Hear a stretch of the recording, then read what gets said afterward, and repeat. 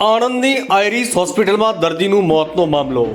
કઠલાલના જયદીપસિંહ સોઢા નામના યુવકનું થયું હતું મોત. દર્દીના પરિવારજનોએ હોસ્પિટલમાં મચાવ્યો હતો હોબાળો.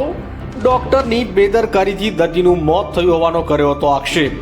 દર્દીના મૃતદેહને પોસ્ટમોર્ટમ માટે જનરલ હોસ્પિટલ ખસેડાયો હતો. પરિવારે ફોરેન્સિક તપાસ માંગતા પોસ્ટમોર્ટમ કરમસદ કરવામાં આવ્યું. જનરલ હોસ્પિટલથી મૃતદેહ લઈને પરિવાર કરમસદ હોસ્પિટલ પહોંચ્યો. આણંદ ટાઉન પોલીસે અપમૃત્યુની નોંધ કરી વધુ તપાસ હાથ ધરી. પેનલ ડોક્ટરની હાજરીમાં પોસ્ટમોર્ટમ પ્રક્રિયા હાથ ધરવામાં આવી.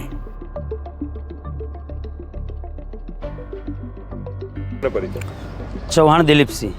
દિલીપસિંહ, શું ઘટના બની છે? પરિવાર આક્રોશ સાથે આઈરિસ હોસ્પિટલમાં રજૂઆત કરવા માટે મજબૂર બન્યો હતો. શું હતી ઘટના એવી હતી કે 13 તારીખે આપણા મોટાભાઈ અમારા જયદીપસિંહ સોઢાનું મસાનું ઓપરેશનની એપોઇન્ટમેન્ટ હતી અને ઓપરેશન કરાવવા માટે આવેલા.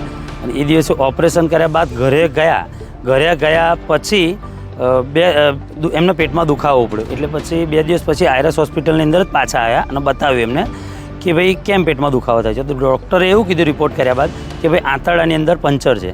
તો આંતરડાની અંદર પંચર કીધું એટલે પછી એનું ઓપરેશન આમણે કર્યું. ઓપરેશન કર્યા બાદ એમનું મૃત્યુ થયું છે. ગઈકાલે સાંજે 4 વાગે એમનું મૃત્યુ થયું છે. કયા પ્રકારના આક્ષેપ છે પરિવારના હોસ્પિટલ ઉપર? પરિવારના આક્ષેપ એ જ પ્રકારના છે કે એમણે કીધું હતું લેઝર ઓપરેશન અને એમણે પેલું સ્ટેપલરવાળું ઓપરેશન કર્યું છે.